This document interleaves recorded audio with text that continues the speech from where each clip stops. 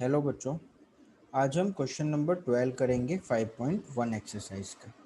यहाँ पर हमें दो डायग्राम्स दिए हुए हैं और उसमें हमें बोला है find the values of angles x, y and z in the following.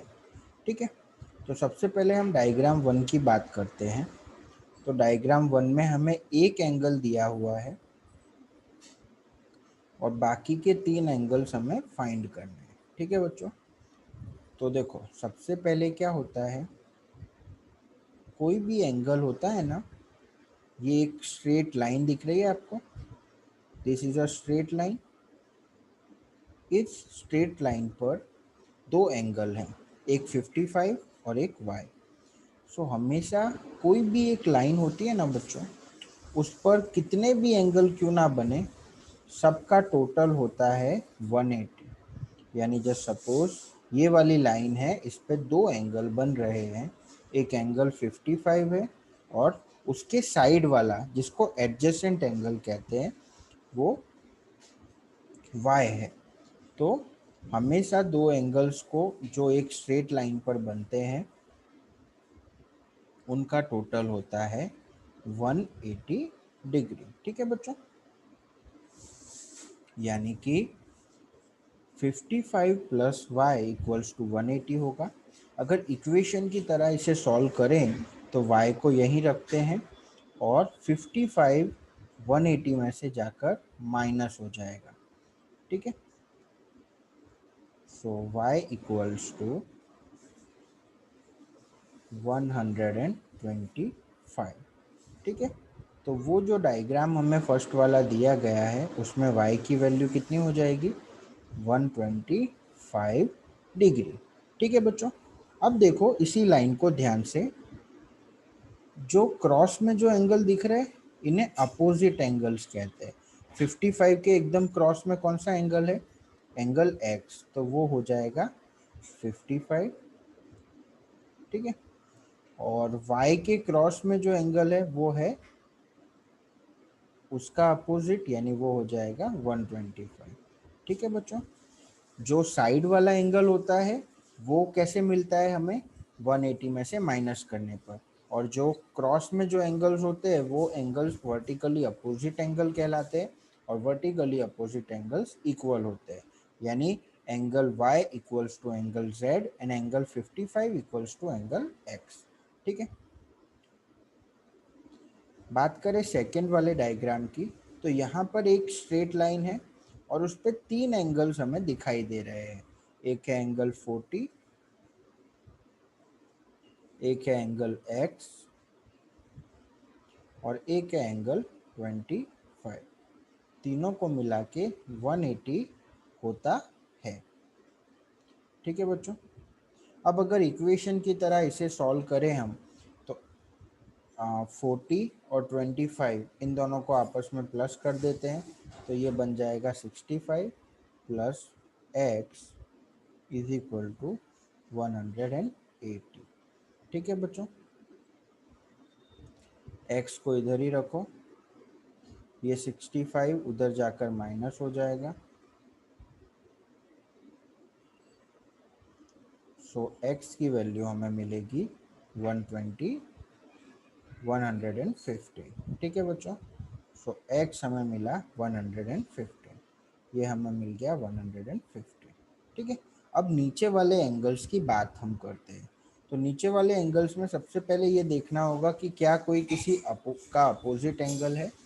तो अगर हम ध्यान से देखें तो इसका अपोजिट एंगल ये वाला है। ये दोनों क्रॉस में एंगल्स है ना बच्चों, 40 और z। ठीक है, तो ये दोनों क्रॉस में एंगल्स हैं, तो डेट इज वाई ये हो जाएगा 40 डिग्री। ठीक है बच्चों, ये वाला एंगल हो जाएगा 40 डिग्री। ओके, अब ये जो स्ट्रेट लाइन बन रही है बच्चों, इसमें z एंगल तो हमें क्रॉस की वजह से मिल गया, वर्टिकली अपोजिट एंगल होने की वजह से 40 मिल गया। अब यहाँ पर नीचे की तरफ दो एंगल्स है, एक एंगल z है और एक एंगल y है।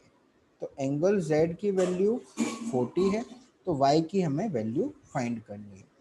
क्योंकि नीचे भी स्ट्रेट लाइन है, यानी कि दो एंगल जो हैं, एंगल वाई और एंगल जेड, दोनों को मिला के कितना हो जाएगा 180। सो जिसमें से एंगल Z जो है उसकी वैल्यू हमें पता चल गई, क्योंकि वो वर्टिकल अपोजिट था 40 के ऊपर। जो एंगल बन रहा था ना उनका, उसका बिल्कुल अपोजिट एंगल था वो। ठीक है, तो इसलिए वो हमें मिल गया 40 degree plus angle Y equals to 180। Okay, so angle Y equals to 180 minus 40, that is angle Y equals to 140। सो ये एंगल Y भी हमें मिल गया। ठीक है, एंगल Y हमें मिल गया 140। ठीक है बच्चों, तो इस तरह से हमें क्वेश्चन नंबर 12 करना है। अब हम करेंगे क्वेश्चन नंबर 3 5.2 एक्सरसाइज का। ठीक है बच्चों, इसमें हमें क्वेश्चन में दो पैरेलल लाइंस दी हुई है, दो पैरेलल लाइंस जिनका मेजरमेंट है, मतलब एंगल लाइन, पहली जो लाइन है वो P है और दूसरी जो लाइन है वो Q है। जस्ट सपोज ये पहली लाइन है, इसका नाम P है, और ये दूसरी लाइन है जिसका नाम Q है। एक और लाइन है जो इन लाइन को कट कर रही है इस प्रकार। ठीक है, इस प्रकार एक लाइन इनको कट कर रही है। यहाँ पर एक एंगल है ऊपर की तरफ 125। एक मिनट, थोड़ा डायग्राम ठीक से बनाओ।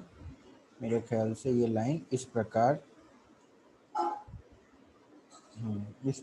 कट कर रही है। यहाँ पर जो एंगल है वो है 125। यहाँ पर एंगल E है।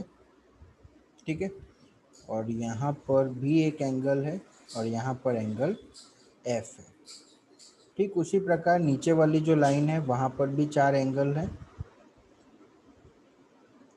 और यहाँ पर एंगल A है, यहाँ पर एंगल B है, यहाँ पर एंगल C है, और यहाँ पर एंगल D है। ठीक है बच्चों, तो ये इस प्रकार से दो लाइंस हमें दी गई है।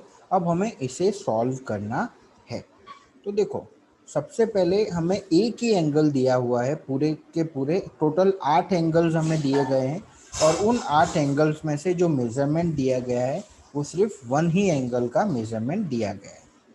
ठीक है, तो सबसे पहले इसके ये वाला जो एंगल है 125, और इसके साइड में जो एंगल है एडजेसेंट एंगल, वो है एंगल E। दोनों स्ट्रेट लाइन पर है, डेट इज वाई दोनों का टोटल कितना हो जाएगा 125 प्लस E इक्वल्स टू 180। ठीक है, सो 180 में से अगर हम E को माइनस करें, यानी कि 125 को माइनस करें,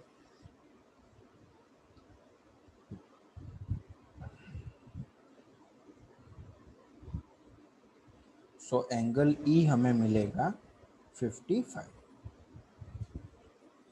यानी कि एंगल E हमें मिला 55। ओके बच्चों, एंगल E 55 मिलने के बाद जो वर्टिकल अपोजिट एंगल है 125 का, वर्टिकल अपोजिट कौन सा है, ये वाला एंगल, ये भी हो गया 125। और E का वर्टिकली अपोजिट यानी क्रॉस में कौन सा एंगल है F, तो एंगल F हो गया 55। ठीक है, तो हमें ऊपर वाली लाइन यानी P लाइन जो है उसके चारों के चारों एंगल्स हमें मिल गए। एक दिया हुआ था और बाकी के 3 हमने फाइंड कर दिए। ठीक है, अब जब दो पैरेलल लाइंस होती हैं ना बच्चों, तो उन दो पैरेलल लाइंस में जो एंगल ऊपर की तरफ होते हैं वो एंगल सेम टू सेम दूसरी लाइन में भी वो एंगल ऊपर की तरफ होते हैं। यानी कि यहाँ पर 125 है ऊपर की तरफ, तो यहाँ पर भी एंगल D जो होगा वो 125 हो जाएगा। एंगल E लाइन के ऊपर की तरफ 55 डिग्री है, तो यहाँ पर भी 55 डिग्री हो जाएगा। सिमिलरली नीचे की तरफ यहाँ पर 125 है, तो यहाँ पर 125 था। लाइन पी के नीचे जो एंगल्स था वो 125 था, तो लाइन क्यू के नीचे भी 125 हो जाएगा। लाइन पी के लेफ्ट हैंड साइड नीचे की तरफ 55 था, तो यहाँ पर भी 55 हो जाएगा। ठीक है, अगर मैं इस डायग्राम में ये मेजरमेंट लिखूं तो यहाँ 55, यहाँ 125 और यहाँ पर भी 55। सिमिलरली यहाँ पर ऊपर की तरफ 125 है, तो यहाँ 125, यहाँ पर 55, यहाँ पर 125 और यहाँ पर 55। इस तरह से हम लिख सकते हैं और हमें आठों के आठों एंगल्स पता चल गए। ठीक है बच्चों, अब हम करेंगे question number 4। So question number 4 में ध्यान से देखो बच्चों, हमें वैल्यू ऑफ एक्स फाइंड करनी है। तो सबसे पहले यहाँ पर भी दो पैरेलल लाइंस है, तो जस्ट सपोज ये 110 है और इसके साइड वाला एंगल हमें नहीं पता, तो दोनों एंगल्स को मिला के कितना हो जाएगा, प्लस एंगल 2 इक्वल्स टू 180। ठीक है, यानी अगर एंगल 2 हमें फाइंड करना है तो 180 माइनस 110। ठीक है बच्चों, हमेशा साइड वाला एंगल फाइंड करने के लिए 180 में से माइनस कर दो, तो ये आ गया 70। ठीक है, ये आ गया 70, तो यहाँ पे लिख दो 70। अब पैरेलल लाइंस है, यानी कि इसके ऊपर जो एंगल होगा वो इसके ऊपर यहाँ पे बनेगा और इस तरफ जो है वो यहाँ पर, यानी कि x की वैल्यू आई 70। ठीक है बच्चों, इसी तरह से हम ये वाला क्वेश्चन भी कर सकते हैं। ये 110 है। ठीक है बच्चों, ये 110 है, तो ये पैरेलल लाइन है, एंगल लाइन टी और लाइन एम पैरेलल लाइंस है बच्चों। ठीक है, सो यहाँ पे 110 है इस तरफ, तो ये भी 110 ही हो जाएगा। ठीक है, सिमिलरली यहाँ पे 70 है, तो दूसरा तो कोई एंगल हमें पूछा नहीं है, एक ही एंगल पूछा है, तो ये 70 ही रहेगा। ठीक है, इसको दूसरी तरह से करना चाहें तो भी कर सकते हैं। ठीक है, इस तरह से भी कर सकते हैं, ये 70 है तो ये भी 70 हो जाएगा, फिर ये 70 है तो ये भी 70 हो जाएगा, यानी कि इसके बाजू वाला एंगल अगर हमें फाइंड करना है तो 180 माइनस 70 करेंगे तो भी हमें x की वैल्यू मिल जाएगी। यानी कि ये वाला जो सम है, सेकंड वाला जो डायग्राम है, उसमें हम दो मेथड से कर सकते हैं। ओके बच्चों,